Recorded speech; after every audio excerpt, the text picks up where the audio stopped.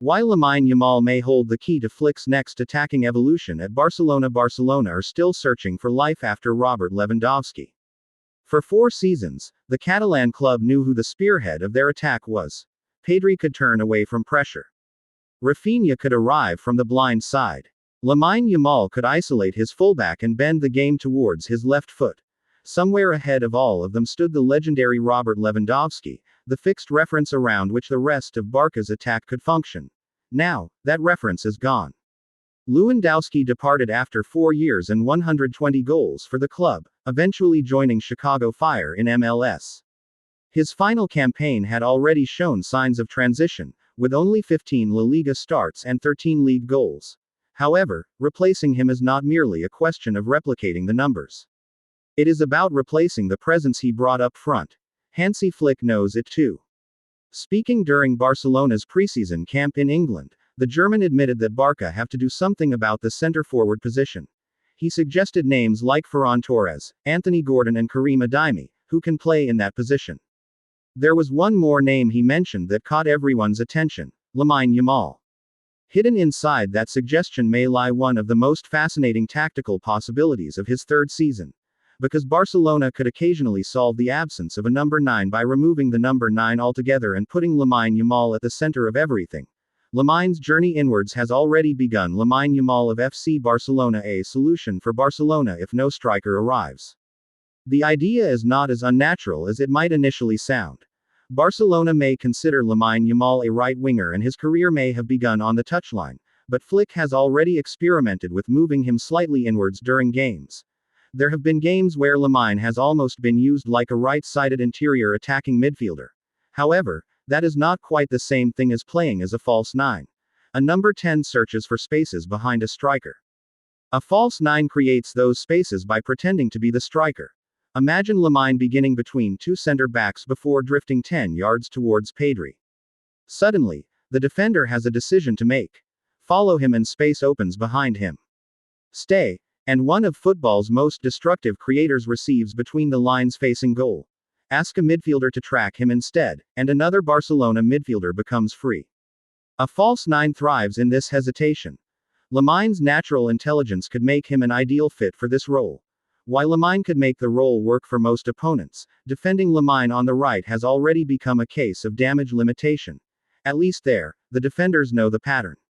A fullback can show him towards the touchline, protect the inside channel and wait for help. The sideline itself becomes another defender. Move him centrally and all hell could break loose. Lamine Yamal of FC Barcelona. Lamine has the tools to succeed through the middle. Lamine finished the 2025-26 La Liga season with 16 goals and 12 assists and was named the competition's best player. He still destroys defenders from the outside, but he can now control matches from within them. A false 9 role would precisely emphasize that quality. Barcelona would not need him wrestling center backs with his back to goal. They need him to drop at the right moments and find pockets of space to turn. With runners like Rafinha, Gordon and Adeyemi on either side of him, Lamine can then find them to perfection. That could also shorten one of the most important distances on the pitch: Pedri to Lamine. With Lamine moving centrally and dropping deeper, he can combine better with the Canary Islander. This relationship could improve Barca's attack to devastating effect. Gordon and Adeyemi change the equation. A false 9 who drops towards the ball is useless if everybody else does the same.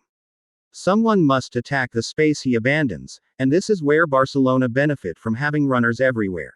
Gordon arrived from Newcastle after scoring 17 goals in all competitions last season, including 10 in the Champions League. Adeyemi followed him from Borussia Dortmund with the reputation of being a player who once clocked 36.65 km/h in the Bundesliga. Both can operate across the front line. That flexibility creates possibilities. Gordon Lamine Adeyemi, Rafinha Lamine Adeyemi, Gordon Lamine Rafinha, all 3 forward lines have a real chance of thriving. When Lamine comes short, Gordon can attack the channel. Adeyemi can threaten to break behind the opposition line with pace. Rafinha can do what he does best: make diagonal runs with perfect timing. Anthony Gordon, England and Barcelona star. With players like Gordon and Rafinha around, Lamine could excel. Photo by Justin Setterfield, Getty Images. It also fits Flick's preference for verticality.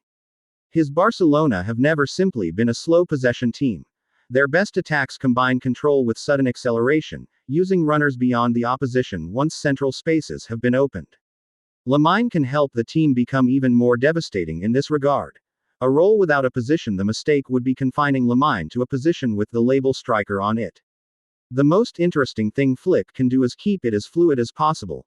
During one sequence, he could begin centrally and drift towards the right half space. During another, Gordon could become the highest attacker while Lamine drops alongside Pedri, allowing Dani Olmo to run beyond both of them. The opponent's problem would no longer be identifying Barcelona's striker.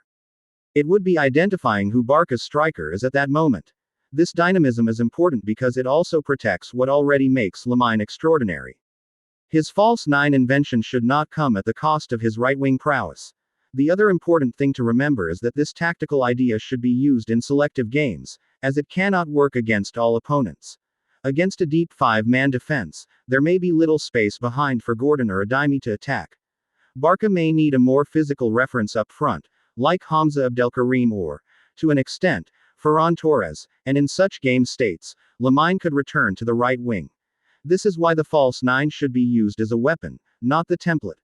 Barcelona have seen the trick before. The historical parallel is inevitable.